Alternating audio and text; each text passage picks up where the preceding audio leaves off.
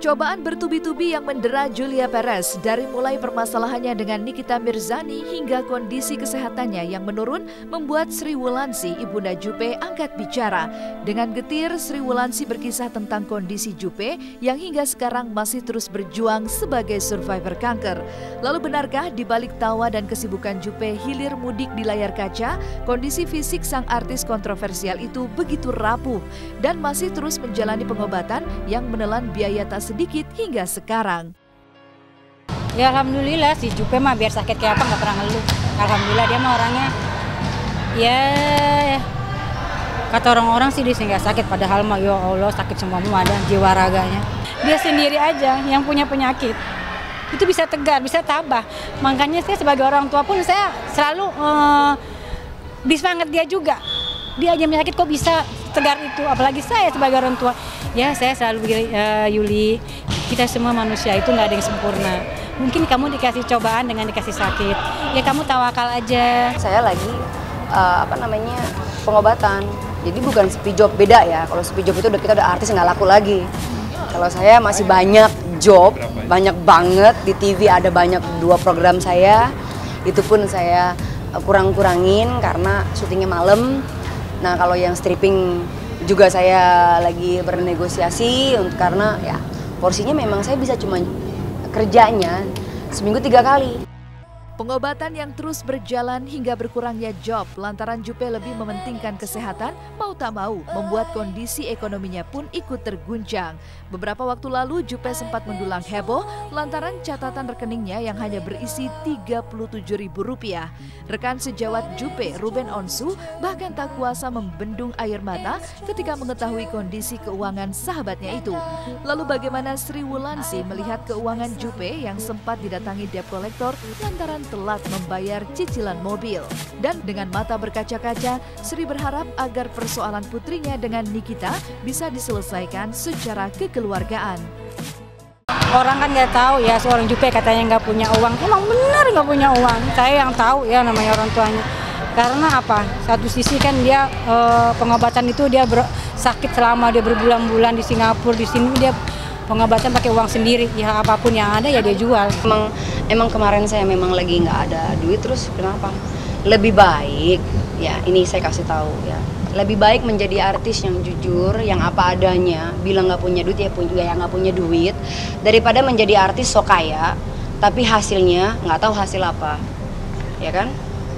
Itu aja, lebih baik ya kayak saya kalau saya bilang di rekening saya 37.000 ya itu 37.000, tapi saya nggak ngemis-ngemis ke siapapun, walaupun kemarin Ruben semua mau ngasih duit saya bilang saya maunya kerja. Saya marah sih sama dia pada saat itu, lu kenapa nggak cerita sama gue sih, kenapa gue taunya dari wartawan gitu, nggak tahu dari lu sendiri gitu.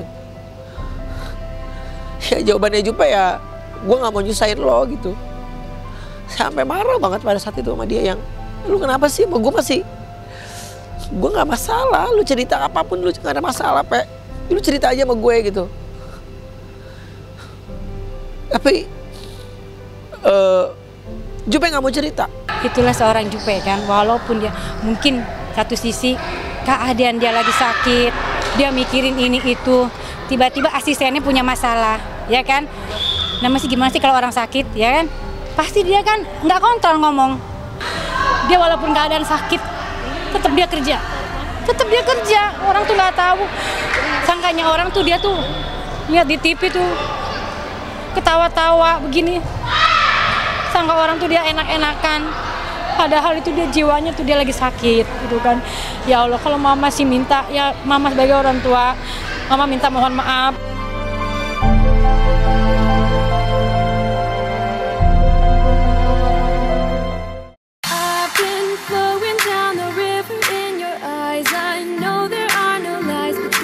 Berbeda dengan cobaan bertubi-tubi yang sedang dihadapi Julia Perez, inilah kebahagiaan cinta Ivan dan Dilan Sahara. Bertempat di kawasan Pantai Ancol, Ivan resmi mempersunting Dilan dengan emas kawin, seperangkat alat sholat serta emas seberat 100 gram.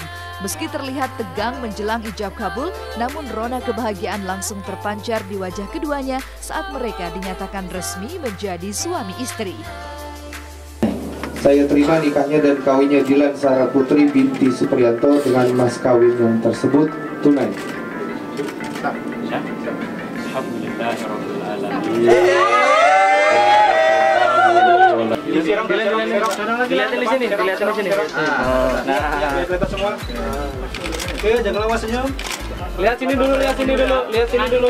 Ivan, Dilan, lihat sini dulu. Bagus.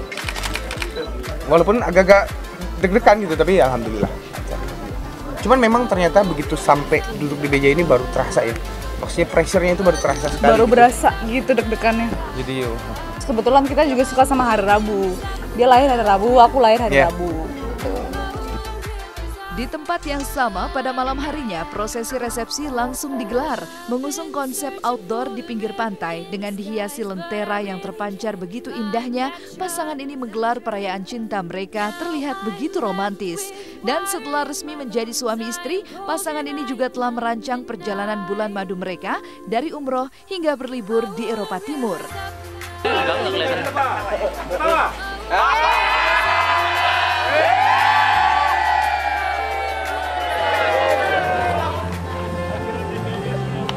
Ini dia bride and groom. Kita boleh dong sekali lagi kita berikan tepuk tangan yang meriah menyambut pernikahan.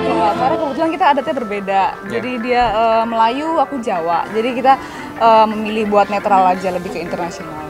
Insyaallah honeymoon-nya itu Januari.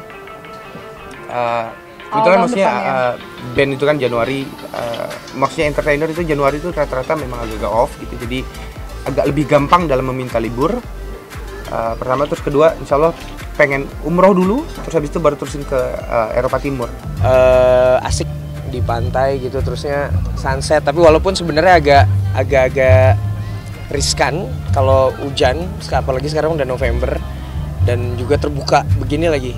Semoga cuaca berpihak baik. Saya sih suka konsepnya dan juga santai gitu kan. Dalam Was-Was Top Story, seperti apa kabar mengejutkan dari Ongky Alexander yang resmi bercerai sejak 26 Oktober lalu? Seperti apa pula Krisdayanti menceritakan kunjungannya melihat bayi Arsya, anak kedua Anang dan Ashanti?